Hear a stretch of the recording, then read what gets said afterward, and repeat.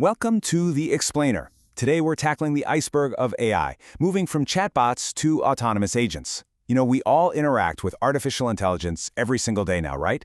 But what we actually see on our screens, well, it's really just the tip of a massive, rapidly evolving iceberg. So here's the thing. You know how to talk to AI, but do you know how it acts? Beneath the surface, AI capabilities are shifting dramatically. We're moving from simple, helpful tools to highly autonomous systems. Essentially, going from a world where AI waits for us to speak to a world where it just acts on its own. It's a completely fascinating paradigm shift. We've all spent the last couple of years learning how to engineer the perfect prompt, right? We figured out how to ask the exact right questions, give the right context, and get exactly the output we need. But the real question we have to ask ourselves now is, do you know how it behaves when you aren't prompting it? Okay, let's dive into this transition, because understanding this shift from reactive to proactive AI, it gives us a much clearer picture of where everyday tech is actually heading. To understand where we're going, we really have to look at where we are right now. Think about a standard smartphone home screen on a typical Tuesday evening. That's the tip of our iceberg. Right there in the bottom corner, you've got ChatGPT, just sitting neatly on the screen, peacefully hanging out alongside everything else in our digital lives. It looks completely unremarkable, doesn't it? And honestly, that is exactly the point. The whole AI revolution has basically been packaged into this perfectly safe, rounded square icon that fits right in the palm of your hand. And just think about the neighborhood it lives in. It's literally sandwiched between entertainment and shopping, placed right next to Snapchat and Amazon, and treated exactly like any other basic utility app, like InShot or YT Studio. Right now, consumer AI is basically an eager intern. It is completely dependent on your prompts. It sits perfectly still, doing absolutely nothing until you tap that little icon and give it an instruction. It's safe, it's contained, and it is 100% human-driven. But that whole eager intern phase, that's just the surface layer. Today, we're tearing back that layer to look at the real difference between an AI chatbot and an autonomous AI agent.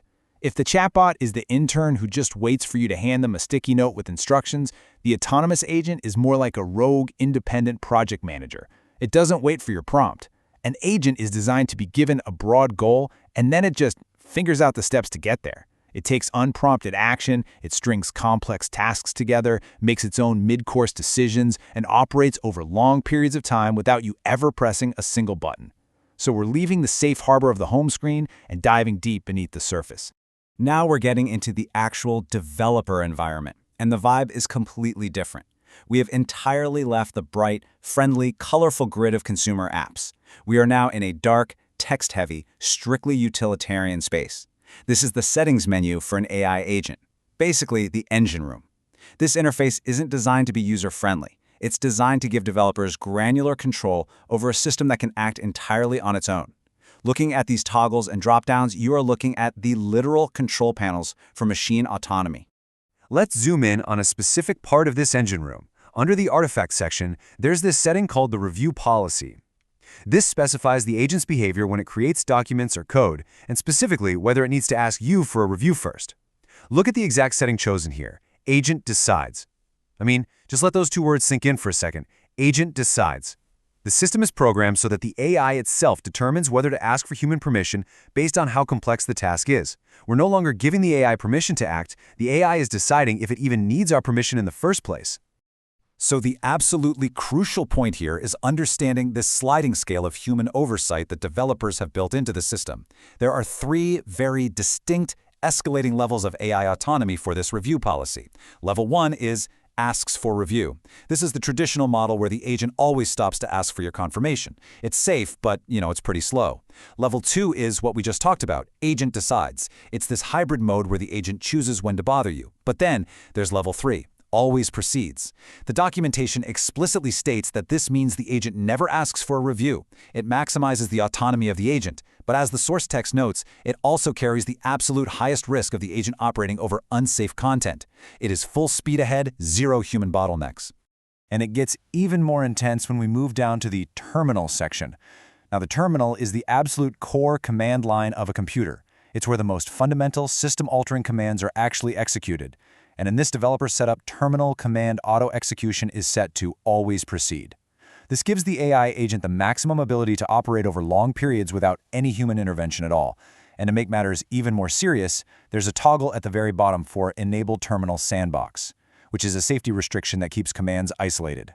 And that toggle? It's switched entirely off. Which brilliantly illustrates exactly what we're dealing with here.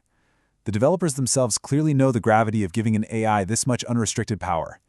Baked right into the user interface beneath those terminal settings is this bright orange text. I'm going to read it exactly as it appears. Warning: always proceed as enabled without sandbox protection. This is very dangerous and we do not recommend doing this. Think about that. They built the setting, they provided the toggle for ultimate machine autonomy, and then they literally had to slap a giant warning label on it telling you it's incredibly dangerous. It's a really profound look at the bleeding edge of AI development right now. Which brings us to the ultimate takeaway from this explainer. We started on the home screen, looking at an AI that politely waits for us to tap it, sitting warmly next to our shopping apps. And we've traveled all the way down into the dark mode engine room, looking at systems designed to run completely on their own, executing core computer commands while actively bypassing safety sandboxes.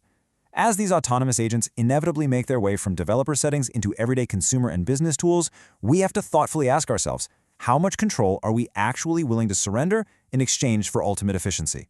Thank you so much for joining me for this explainer. I really hope this gives you a whole new perspective the next time you look at that little AI icon on your phone.